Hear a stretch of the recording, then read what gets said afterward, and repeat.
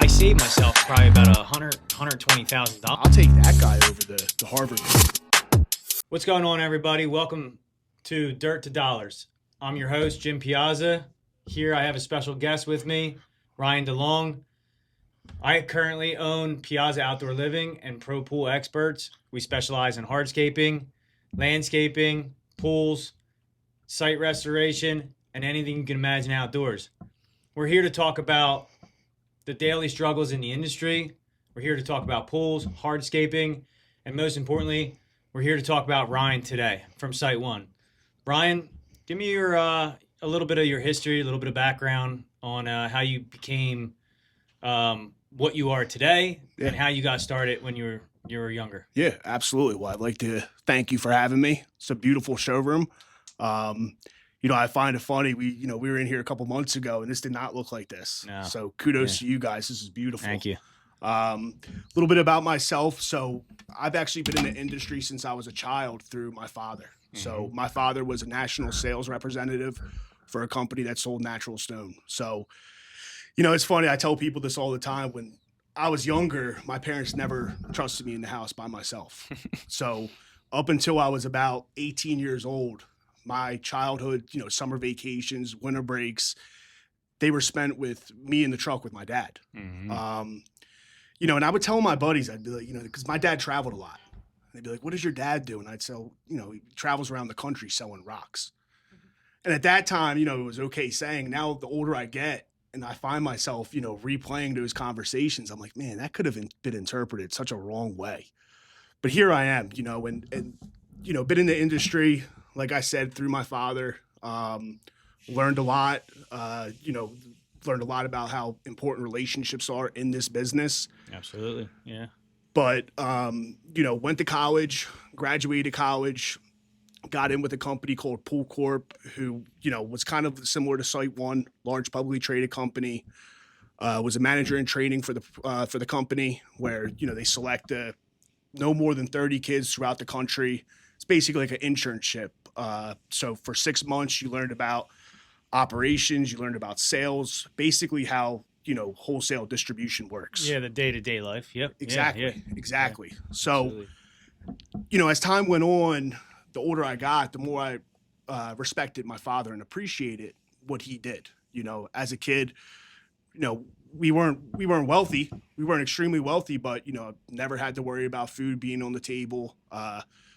Played competitive sports, never had to worry about not being able to go to a tournament. So I kind of wanted to follow my dad's footsteps. So for my time working at Pool Corp, I joined the company that my father worked for. Started there, worked behind the counter for a little bit, did some outside sales. And I think where my career, really took off was there was an opportunity to start a yard in Greenville, South Carolina. And at the time, I think I was about 23, 24, lived at home still. The opportunity was great because it was a chance for me to get away and kind of be on my own. So went down to Greenville, hired a phenomenal staff, really took off running with that. Very successful first couple years. It was during the COVID pandemic as well. So there was a lot of uncertainty at that time, but as we both know, that COVID was great for our industry. Yeah, COVID was really good for our industry, but also, kind of felt guilty going to work, knowing that other people weren't working at the time. Right. And we kind of had an advantage working outside because we didn't have to be inside. Yeah. And there was all these shutdowns and things that the government put in process to keep everybody indoors. You know, and at that point, people were spending money outdoors, wanting to spend time with their family in their house and not necessarily out of their house. So absolutely, I can relate to that. So after that, I had a little bit of a family matter that I had to move back home. The company I worked for, they allowed me to do that. Provided me other opportunities as far as taking on acquisitions. Did that for a handful of months, and which kind of led me to kind of relocate up to Boston, Massachusetts. Did that acquisition for a little while, ended up actually managing the store, very successful store. I had a phenomenal team up in Boston. And that's, part of, why I feel like, I've done, a pretty good job for myself is the people surrounding me. Yeah. I've been always, very blessed with having great teams. You're only good as the people you surround yourself with. Yeah, that's what it takes. Have a great team, Did that for a couple years, and SiteOne, was always on my radar, being such a large company they are, and talked to the right people, and here I am, SiteOne. Yeah, that's awesome. That's awesome. Congrats on your success. I love hearing it.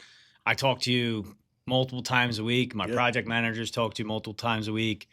The office talks to you multiple times a week.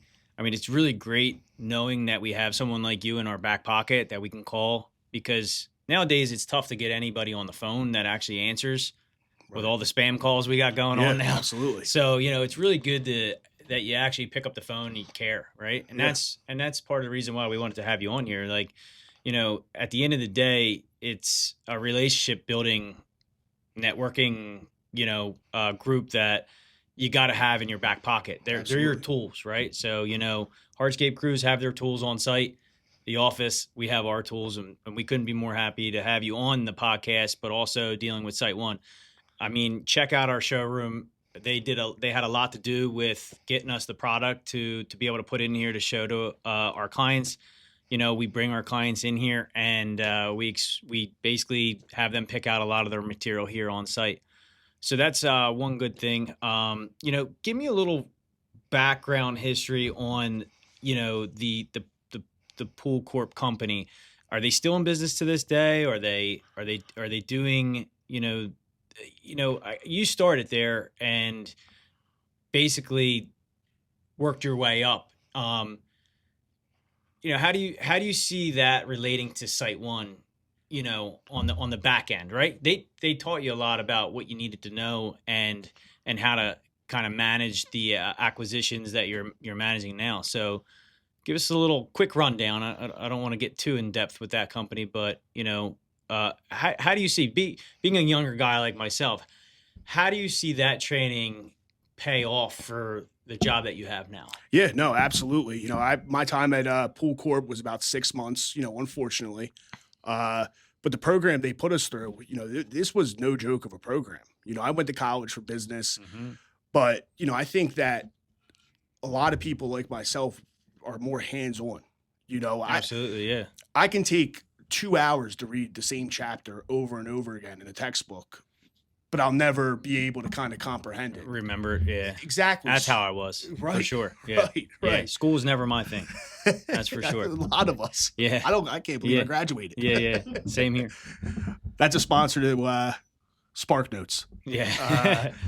But no, that program was great because it was, the first 3 months was learning operations, learning the importance of cycle counts, properly loading trucks, things like that, which is, necessary and a huge importance in the distribution business. From there, after the first 3 months, we did a sales thing where, it taught us customer service, taught us the importance of follow up. So in a short 6 month period, you have most of the trainees were college graduates, where you're getting a top tier crash course on how to be efficient in the wholesale distribution business. Yeah. It was great because, not only did I learn a lot, but I also learned a lot of and met a lot of people throughout the country. Yeah. Networking. Yeah. Exactly. Yeah. And the one thing that, I'll go back to my father is he really kind of nailed into my head the importance of networking. How important relationships are. And it's not about, you and the contractor, it's about your peers. Yeah. It's everyone that surrounds you, right? Exactly. Yeah, everyone. Exactly. Down to the receptionist that helps you process certain people, new leads coming in, stuff like that. I mean, I can tell you from experience, I never went to college and I never had somebody train me on sales. I never had somebody, train me how to do hardscaping. I just jumped right in, right? Like I figured it out by just hitting the ground running. And I did not let up. My slogan's WTD, work till dark, right? Like I've been working till dark, for the last 15, 20 years now, I've been in the industry here, and I just see it's all about what you put in, right? Absolutely. So you put in the work, you reap the benefits eventually, right? Yeah. So, thanks for giving me a little background story on your past here. So we talked about how you got into the industry. Let's talk a little bit how you progressed into the general manager position for SiteOne at the Oaks location, right? So you're in charge of like all of our hardscape sales, obviously, Yep. right? So let's talk about when you got hired from SiteOne. How many years did it take you to get to that general manager position, and what did you do to get there? Yeah, absolutely. So when I came on the SiteOne, my prior background and experience was managing. Kind of wanted to see how the sales side worked. When I first came on board here, our hardscape team in our region was very small. Now I believe the second or third largest growing line of business in our region, on top of the whole entire company at SiteOne. So hardscape is something that at SiteOne we're taking very seriously. We've added on a bunch of key players. Within the last 18 months, we acquired Timothy's, which has been huge for us as far as our strategic ability now to sell Teco and be able to service customers as far as that goes. But the opportunity in Oaks presented itself about 4 months ago. There was an open position, and the thing I liked about managing, Jim, was I liked feeling like I had an impact on other people's lives. Mm-hmm. I tell my staff, my end goal, is to be able to see you succeed, whether that's you're, making as much money as you can, growing through the company. And I think that, I look at myself in these positions I've been in as I've always had people that have pulled me in and put their arm around me and made sure I didn't fail. So, I think with managing for myself, it's about the people, it's about creating the right culture. And I think in Eastern PA right now is the last handful of years is, our identity. We kind of lost our swagger a little bit. Yeah. I look at this market and there's a lot of money out here. There is. I mean, it's definitely tough, right? Like, for one thing, between me and all my companies, I never thought I'd be where I'm at today, right? And it goes back to putting in the time and the work. Mm-hmm. But it also is customer retention. It is doing the right job.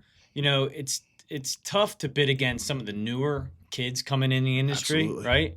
Because at the end of the day, they might not have the schooling on how to install certain things properly, right? They might just be out there using the wrong base stone, using the wrong, product for this certain application. So it's good to be able to jump in and teach a lot of these guys. I mean, I can't tell you how many calls I take a week, just people bouncing ideas off of me, right?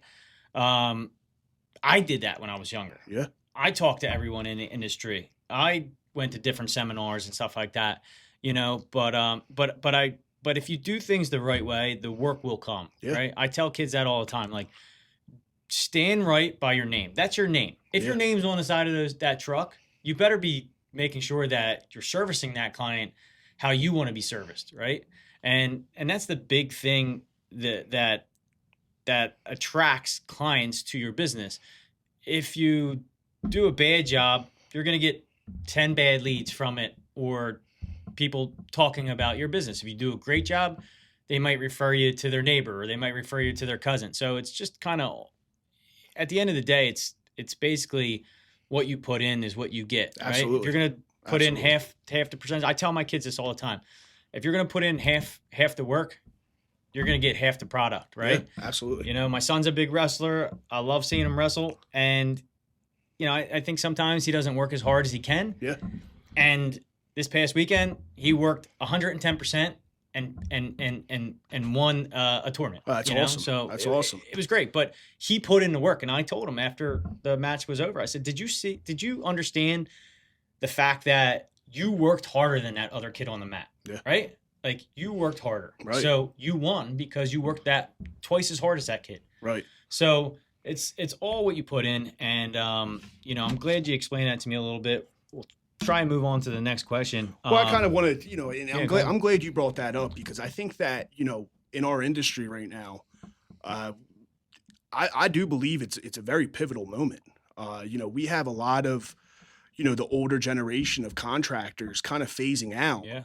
And look, I'm part of it. I'm part of Yeah. that generation that, on the phone and things like that, Yeah. where I do believe that it's extremely important for us as an industry, and I believe SiteOne does a phenomenal job at it, is encouraging that younger generation, Yeah. giving them that extra push where they're the future. Yeah. As far as the distributor side goes, is, we rely on them.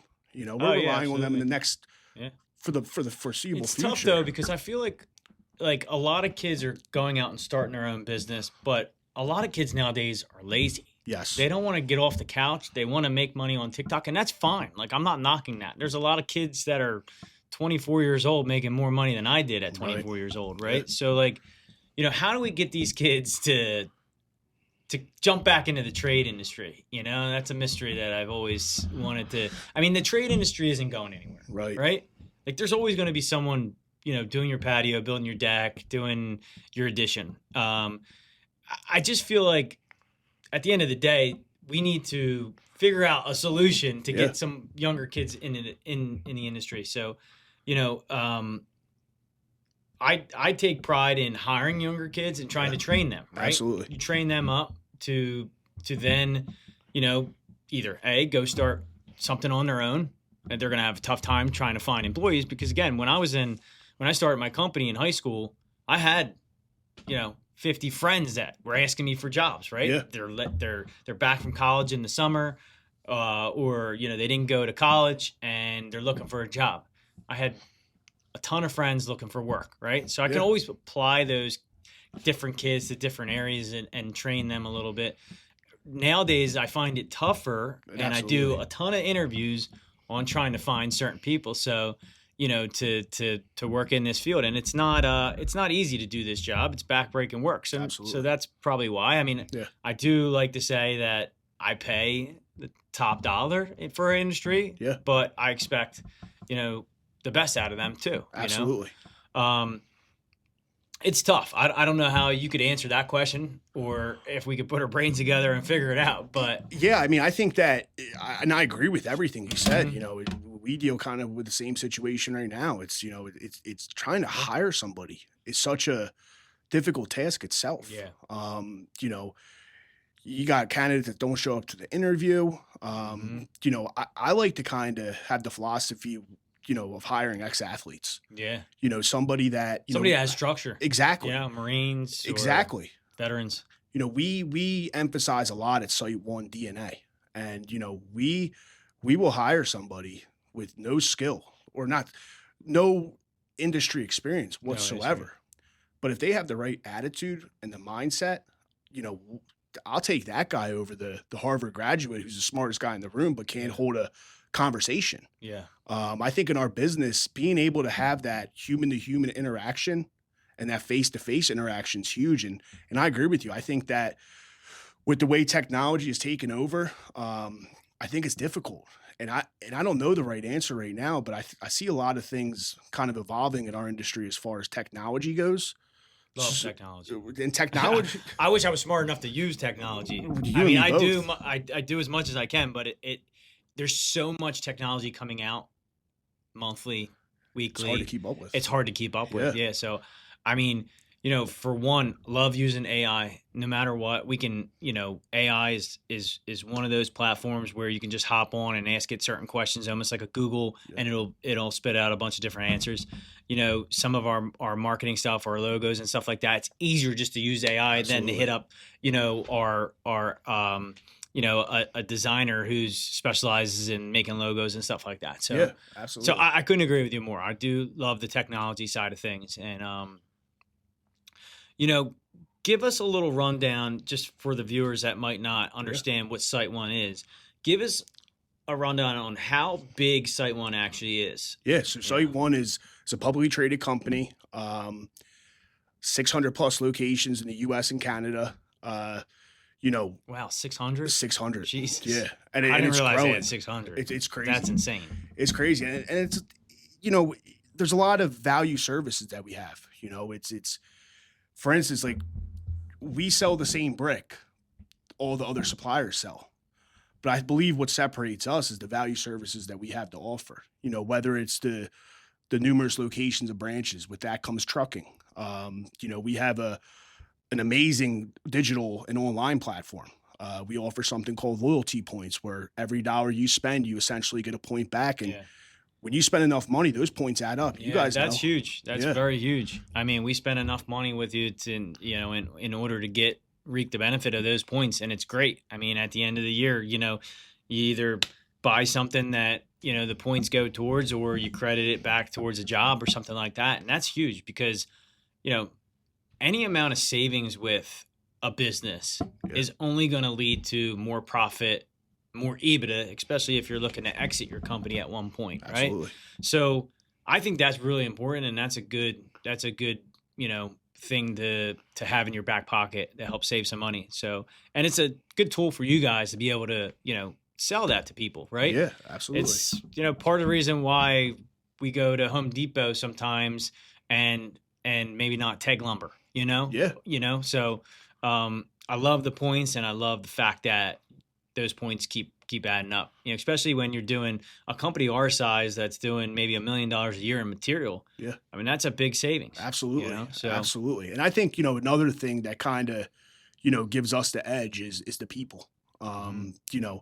That's our strongest asset is the people. And, SiteOne does a phenomenal job in making sure that we hire the correct people.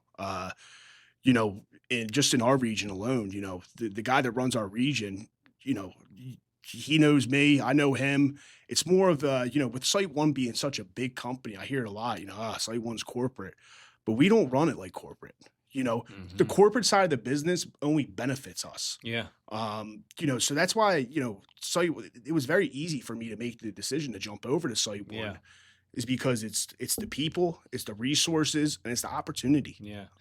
I mean, I know I've been buying from well, it was Shemans at one point, then it became SiteOne's, I guess, when they transitioned to SiteOne.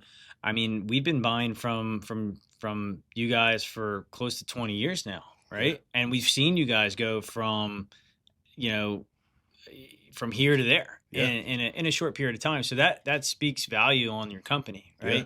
And you're just not here to just make a sale and then never talk to your customer again. No. And that's why I love having that relationship that we have. I wish I found you, earlier in my career, right? Yeah. I wish I had a point guy earlier in my career. Absolutely. I had a couple guys that I used to deal with when I went in there, but you guys were really busy at that point in time. And it was just like, hey, talk to this guy or talk to this guy. Right. And it would always be someone different, right? So having that one-on-one relationship with you, my project manager is able to call you, my design guy able to call you with questions. I mean, just today I called you. I'm like, yo, how much is this new Teco block? Yeah. Give me a price comparison because, we bid a Cambridge block, but yet the client wanted a Teco block. So, I mean, right away you picked up, told me, hey, this is a $6 cost difference. I was able to plug that in to my estimate and send it out right away. So that speaks value on you and the company SiteOne. Tell me a little bit about, or tell the viewers a little bit about, the products that you guys carry, not necessarily the products, because I guess anyone that knows SiteOne knows what you guys are about, but you're not just hardscaping either, No. So give us a quick rundown on what products you carry and also, how that kind of looks in the future. Are you guys looking at expanding in any other territory? Just a quick rundown. Yeah. So, SiteOne, anything landscape supplies, whether that's drainage, hardscapes, nursery, agronomics, that's what we're big on, golf course equipment, just about any golf course in the country, something's came from SiteOne. Yeah. Which, kind of, I'm a hardscapes guy. But, one of the exciting things for me taking the manager position in Oaks was it gave me an opportunity to kind of see the industry outside of hardscapes. Yeah. We're considered a full concept where most of it's nursery, but I'll be honest with you. I can't pronounce, as of now, probably 99% of the plants we have. I can't spell them either. Yeah, neither can I. They're all in Latin, right? Yeah. So it's tough to pronounce them, but also, you'd read a ticket, it's like, what was that? What's the plant called again? But that's exciting. Yeah, That's it is, very for exciting sure. to me. And I think that, from the contractor standpoint, we are truly a one-stop shop. Yeah. Lighting, you name it, anything that has to do with outside, we Yeah. stock. Not to cut you off, but I used to go into SiteOne, and I was never really good with landscaping as much. I was more hardscape, masonry, old school old world masonry Yeah. type of stuff. So when a client asked us about, a landscape install, I would refer to my designers or my project managers because they're really good with that type of stuff. But when I was younger, I used to go in there, and I really loved the fact that your guys would assist you, Yeah. walk around with a scanner, Yeah. scan all the plants that you want. I have a natural eye for landscape, right? And hardscape. But they would walk around with you. You tell them what you wanted, tell them what you're looking for, shade, deer resistant, do you want some height to some foundation plants, and then kind of layer down from there. But I loved when you went into the office, everything was scanned into the system. Yep. You're ready to go, basically. Check out, load the plants, right? Yeah. Or tag them.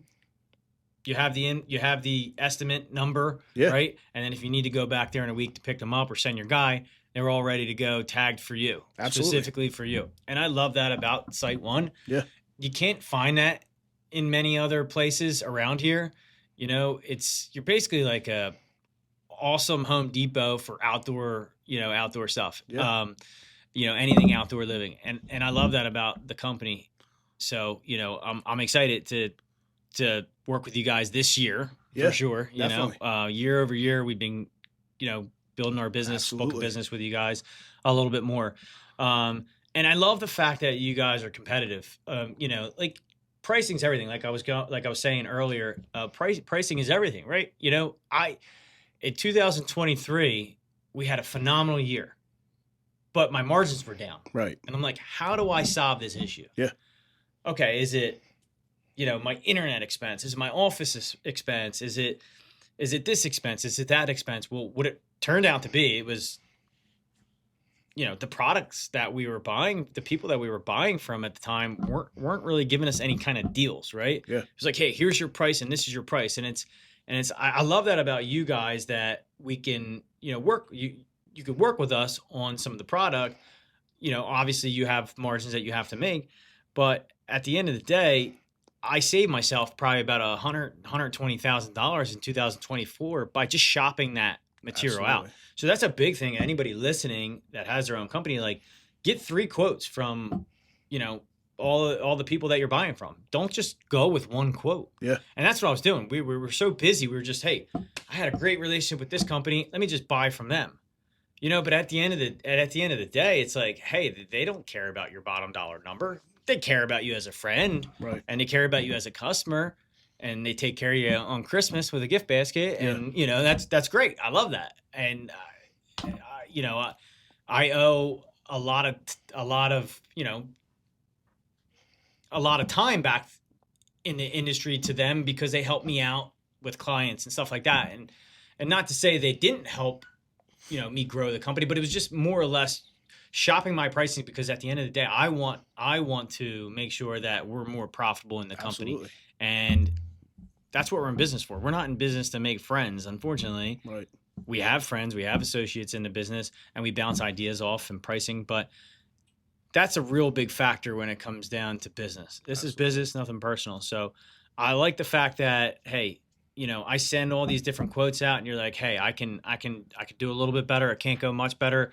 But I'll honor this price for you too. You know, we had some issues with, Belgard discontinuing a wall product. Everyone seems to pick out this certain type of wall product, right? It's beautiful wall. I don't understand why they're getting rid of it. But, you were like, hey, let me call the factory.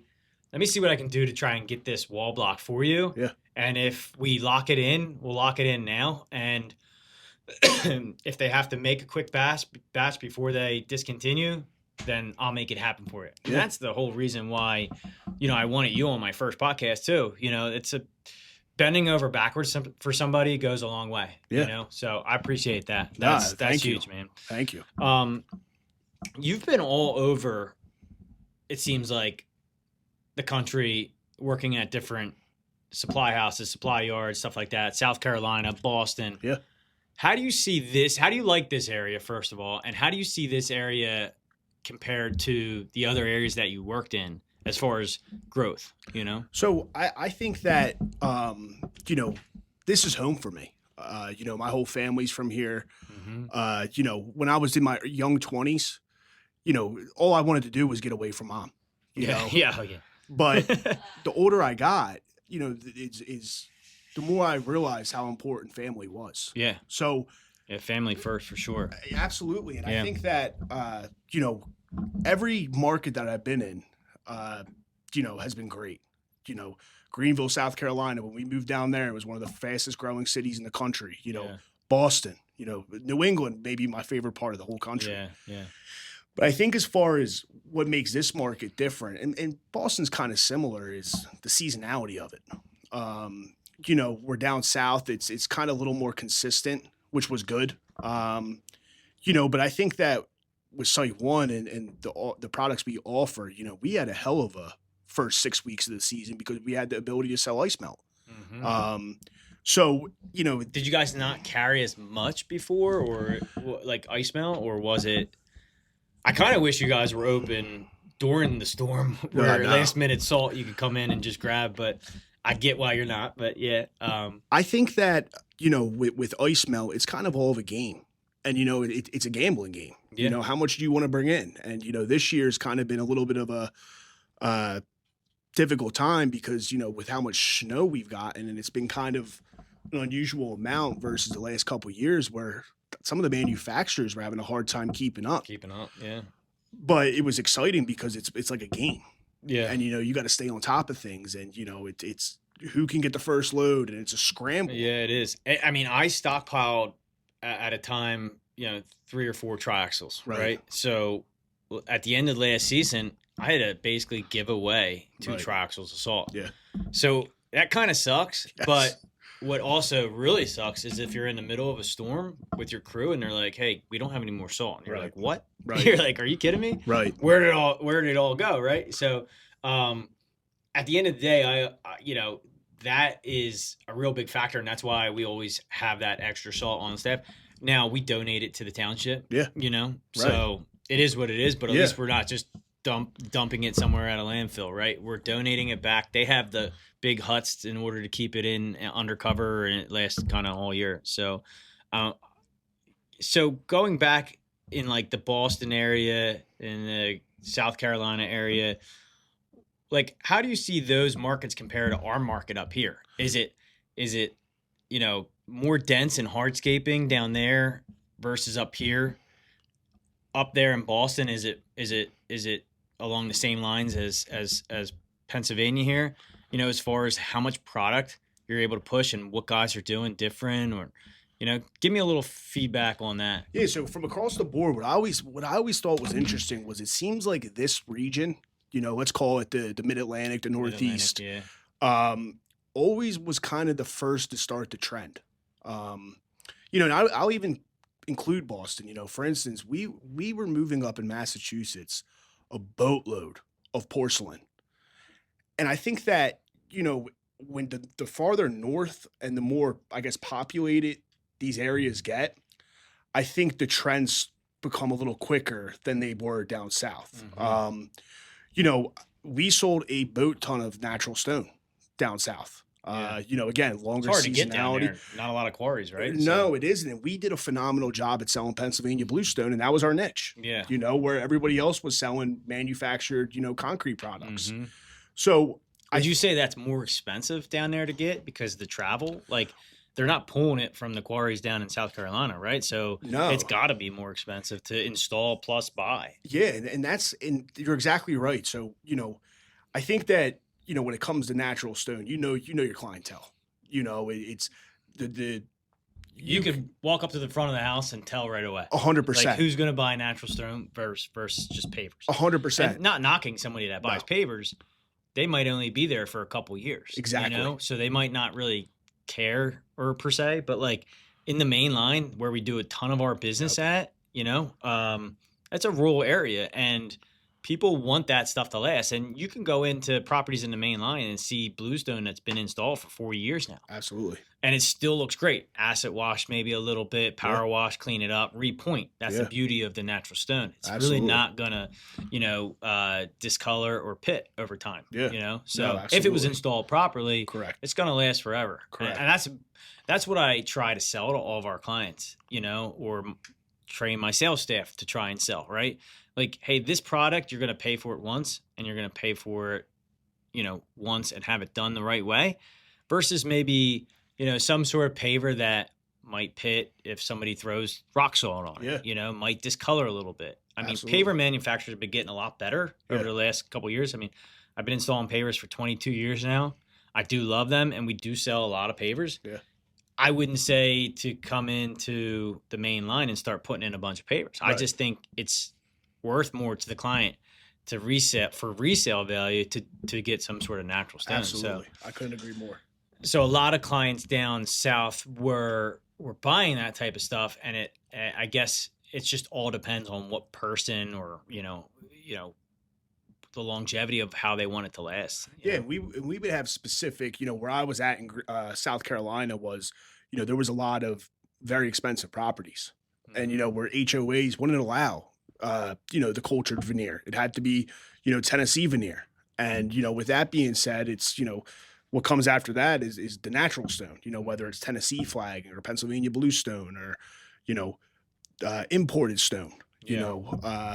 So I think that kind of to answer your question, I think that what I see is in this market is, you know, more of a up to speed. I think kind of our market kind of sets the tone for the rest of, you know, the East Coast for sure. But they were all great markets.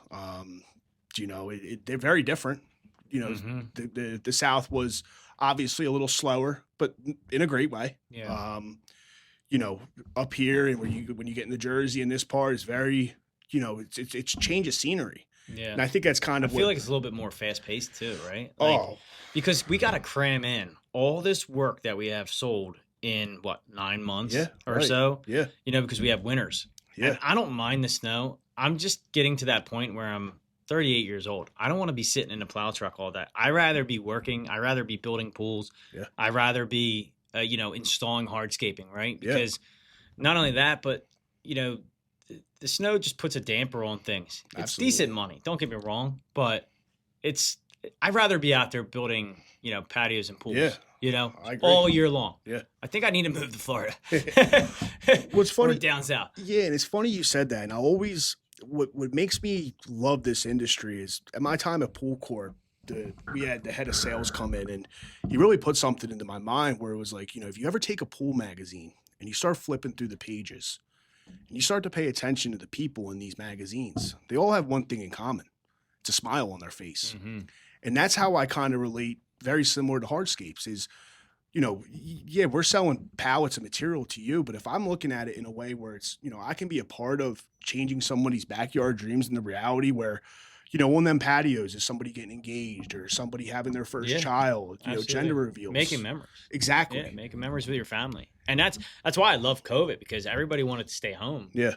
And get their backyard done so they could have a few friends over, you know, under wraps, right? You know, yeah, right. They could be outside with their family, making memories. That's part of the reason why I love doing hardscaping. Yeah. You know, is the money good? It's decent. You know, it's a great living. Yeah. You're not going to set the world on fire, you know, unless you build this massive, massive company, and it's getting to that point, right? Yeah. You know, we do pretty well for ourselves. But more or less, like, you know, I have a large tree company. Absolutely. I have a large tree removal company, and I love that company. I love taking down trees. I love the crane work. I love, you know, I used to love climbing trees. Yeah. There's nothing more rewarding when you get out of a tree, right? I'm getting old. I have kids. I can't be climbing a tree every day. You can't run a business from a tree. Yeah. The reason why I love pools, patios, hardscaping, masonry is because you can step back from that after the job's done, see the smile on the customer's face, 100%, and be like, damn, I built that. Yeah, absolutely. You know, or my company built that. Yeah. My guys built that. Absolutely. We put it together. It might have taken a year to get to that point. Yeah. You know, if it's a large job over $250,000 or $500,000, but there's nothing more rewarding than finishing that job, putting it up on your website, putting it up on Facebook, and really seeing the people's reactions on Facebook, on Instagram and stuff like that. Like, damn, that's beautiful. You know, like I would love to have that in my backyard. So that's really why I do this type of work. And I'm sure that's, as you just explained, that's why you do this type of work Absolutely. as well. You know? Absolutely. I could never imagine myself sitting in and no, disrespect to anybody out there that does it, but sitting in a cubicle selling life insurance, like that's just not me. You know, I like being out in the field, like getting my hands dirty. You know, I think we do something different every day. 100%. I mean, and I'm sure you do too. It's not like you're just sitting in an office crunching numbers all day. And no disrespect again on anybody that does that, you know. But I love the fact that I could be outside. Yep. I'm doing something different every single day, whether it's going to do estimates, meeting new people. I meet a lot of awesome people. Yes. Wealthy people, you know, blue collar people. Yeah. You know, some people that think they can do it themselves and just want pointers. Yeah. You know, so I really like the fact that I meet a lot of people, but I'm also doing something different every single day. Yeah. I could be, like I said, doing estimates. I could be in the office. I could be in the field training the guys. A big part of our pool company and how we sell a lot of our work is we try and handle everything exclusively in-house.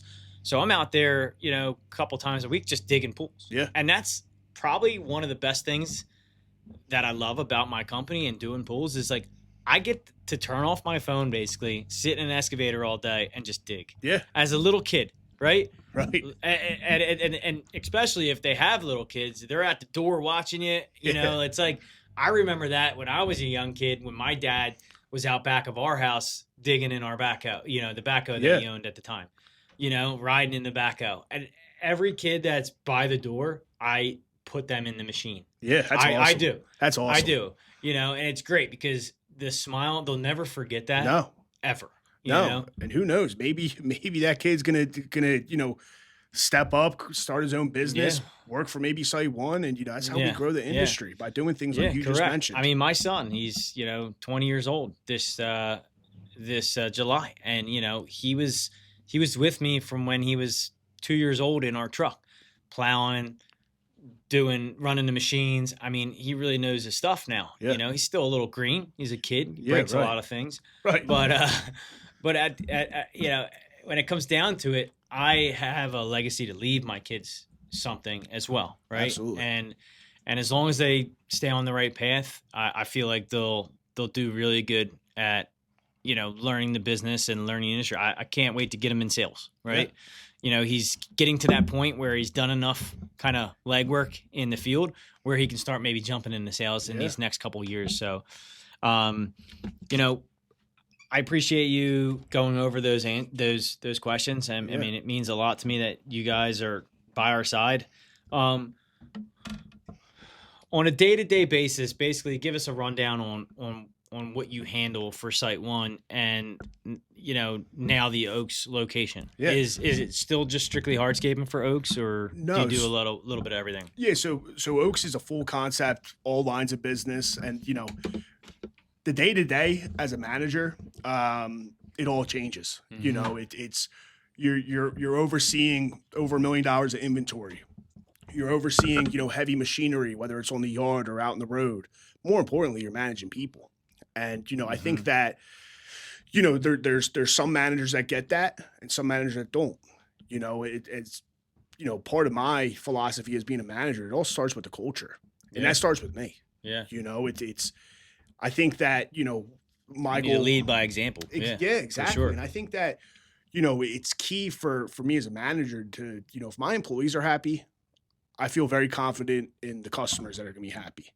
You know, nobody wants to go into a place where, you know, it's just miserable. And I think customers see that. Yeah, for sure.